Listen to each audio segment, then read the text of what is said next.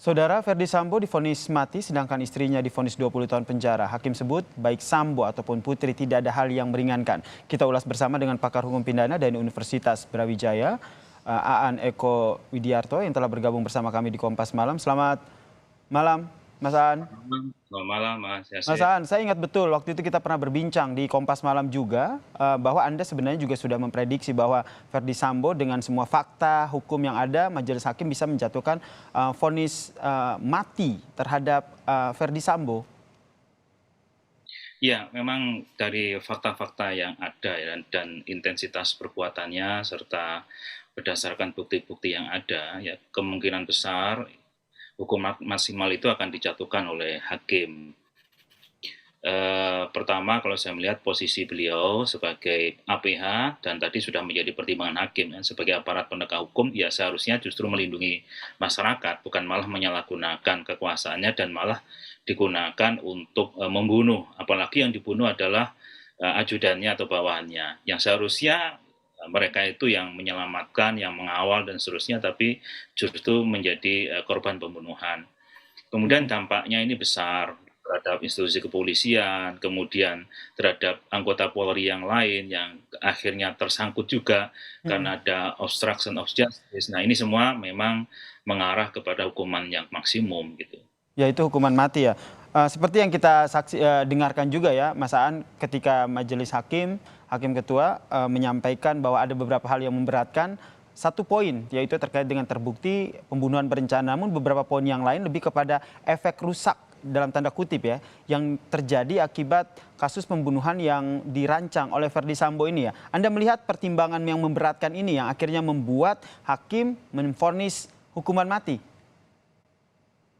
Ya, efek rusak itu kan tadi dimasukkan hakim ke dalam pertimbangan yang memberatkan. Mm-mm. Jadi sebagaimana kita ketahui ya, untuk ada dua hal yang berbeda dalam hal ini. Yang pertama adalah membuktikan seseorang itu atau yang dalam KUHP disebut barang siapa sebagai pelaku tindak pidana.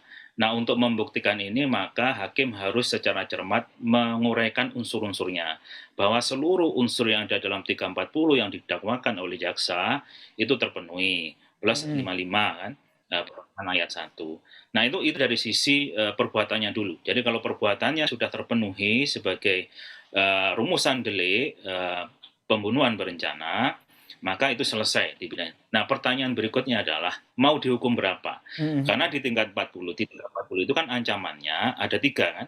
Betul. Bisa hukuman mati kan begitu, bisa seumur hidup Atau 20 tahun atau ya. penjara paling lama. Nah, paling lama 20 tahun kan begitu. Mm-mm. Nah, dalam konteks inilah maka akan berapa tahun kalau mau penjara atau biasa disebut orang sebagai angka itu mau diberikan, ataukah mau seumur hidup, ataukah mau mati ancamannya. Nah, ini semua tergantung dari pertimbangan yang memberatkan maupun yang meringankan. Nah, yang kita lihat tadi kalau saya identifikasi ada 8 istilahnya yang memberatkan yang bersangkutan dan 0 atau tidak ada yang meringankan gitu. Nah, kalau sudah hakim mengatakan atau menyatakan dalam putusannya tidak ada yang meringankan, ya memang lazimnya adalah menjadi maksimum gitu. Nah, dalam Mm-mm. konteks ini hakim sudah menerapkan.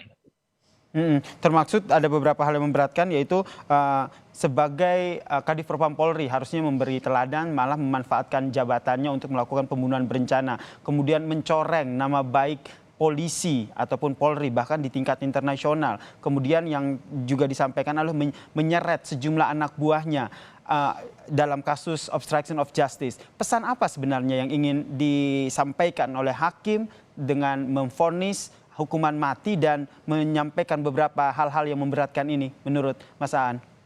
Saya melihat bahwa hakim dalam hal ini menggunakan teori pemidanaan atau memilih dalam melakukan pemidanaannya, yaitu teori deterrence, ya, teori pencegahan sebenarnya.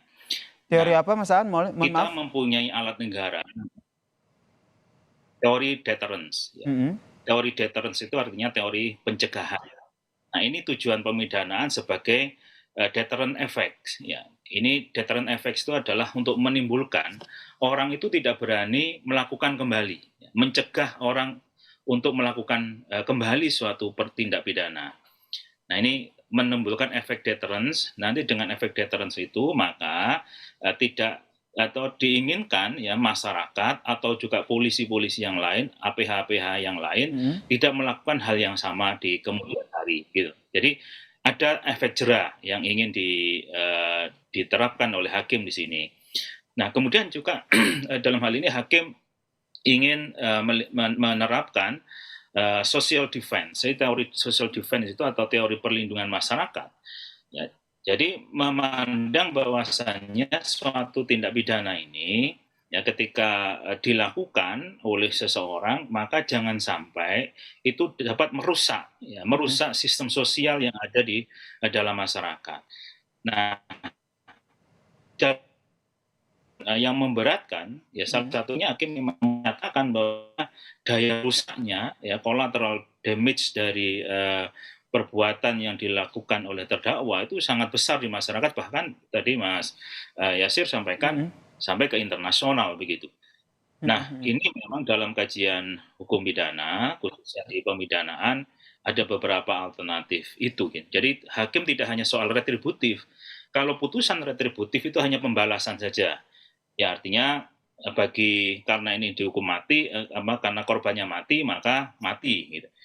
Saya lihat tidak itu. Jadi orientasinya tidak hanya kepada keluarga, ya karena anaknya mati dan pelakunya dihukum mati. Kalau itu dalam teori kuno di pidana disebut dengan teori retributif gitu.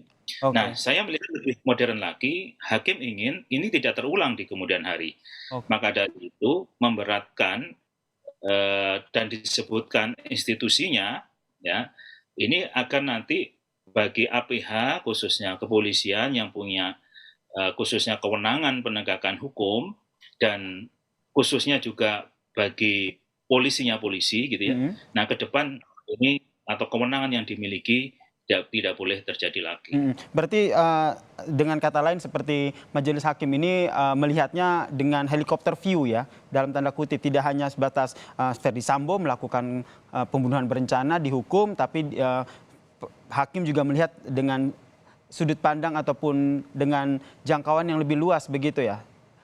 Betul. Hakim melihat dengan helikopter view, bahkan lebih tinggi dari helikopter saya melihat ini ya, karena memang jangkauannya panjang, dampaknya ini, terutama dampaknya ya. Kalau helikopter itu mungkin hanya melihat radius berapa kilo gitu ya. Tapi kalau kita pakai pesawat yang lebih besar dari itu ya, tentunya bisa mengcover area. Tapi kan itu kan perumpamaan sebenarnya. Betul, itu hanya sebagai perumpamaan saja. Namun seperti yang tadi Anda katakan Mas Aan, ini hal ini juga berlaku dengan vonis yang dijatuhkan hakim 20 tahun penjara untuk Putri Chandrawati, jauh lebih tinggi dibandingkan tuntutan jaksa. Ya, saya melihat argumentasi yang dibangun oleh hakim kan sangat rinci, sangat cermat begitu. Walaupun ada juga yang memandang kok berbelit-belit, kok berputar-putar. Tapi kalau bagi saya tidak. Karena begini, ini kan merubah paradigmanya penuntut umum. Juga untuk merubah paradigmanya atau tuduhannya dari PH, ya penasihat hukum. Sehingga dalam hal ini perlu effort yang besar bagi hakim untuk membalikkan argumentasi. Nah, bagi penuntut umum itu memandang bagi PC itu cukup ya 8 tahun gitu ya. Nah, tapi bagi hakim dengan argumentasi atau kita sebut dengan ratio decidendi ya, pertimbangan hukum hakim dalam putusan tadi kita lihat peran PC itu sangat besar dalam masalah ini. Bahkan hakim memandang bahwasanya timbulnya tindak pidana ini karena adanya telepon PC pada tanggal 8 itu kepada FS. Nah, dari itulah yang kemudian menggerakkan. Jadi sebenarnya motif atau penggerak utama, ya pemicunya, pemantiknya ini kan PC ini. Kemudian juga yang tadi kita lihat dalam persidangan, hakim meyakini bahwasanya seharusnya kalau memang tidak ingin terjadi pembunuhan, PC bisa mencegah ya agar FS tidak sampai dengan aduannya itu melakukan pembunuhan terhadap Joshua. Tapi yang terjadi kan tidak, malah diingatkan soal sarung tangan, malah diingatkan soal CCTV begitu. Nah, ini kan menjadi sebuah hal yang lengkap menurut majelis hakim ya, untuk menunjukkan predikatnya bahwasannya yang dilakukan PC itu sebenarnya adalah bukan malah untuk mencegah terjadinya suatu tindak pidana, dengan apa yang sudah dia klaim alami, tapi justru malah mendorong terjadinya tindak pidana. Ikut serta Sehingga dalam pembunuhan berencana ini ya, Mas Aan. Bahkan tadi di betul, ya, dalam hal yang memberatkan disebutkan juga bahwa PC ini juga, Putri Candrawati ini juga mencoreng institusi Polri sebagai bayangkari yang memang harusnya memberikan teladan yang baik. Apakah ini juga termasuk dalam poin-poin yang memberatkan Putri Candrawati seperti tadi konsep yang Anda sampaikan terhadap Verdi Sambo? ya, ya betul. Seharusnya Bayangkari itu kan sebagai pendamping ya, pendamping dari suaminya yang memang menjadi pejabat tinggi di kepolisian. Ya, seharusnya kan bisa memberikan tauladan, bisa memberikan pengayoman kepada bayangkari-bayangkari lainnya, kan banyak juga para dari polisi begitu. Nah, dengan posisinya yang sangat tinggi sebagai bendahara, ya kalau di partai kan sudah DPP gitu ya, pimpinan pusat lah misalnya begitu, atau pengurus pusat kalau dalam Bayangkari ini, ya seharusnya menjadi tauladan. Nah, dengan kurangnya tauladan atau bahkan ya tidak memberikan tauladan yang baik, apalagi kepada orang yang ada di sekitarnya yang seharusnya membantu yang bersangkutan. Nah, ini menjadi alasan pemberat Baik. yang menunjukkan bahwasannya niat jahatnya itu intensitas niat jahat atau mensreanya terlalu tinggi begitu. Baik, kita nantikan ini vonis Sambo sudah hukuman mati, kemudian Putri Candrawati 20 tahun penjara, tinggal besok kita nantikan seperti apa vonis terhadap Ricky Rizal, Kuatmaruf dan juga Richard Eliezer ya. Terima kasih pakar hukum pidana dari Universitas Brawijaya, Mas Aan Eko Widiarto telah bergabung bersama kami di Kompas Malam. Salam sehat.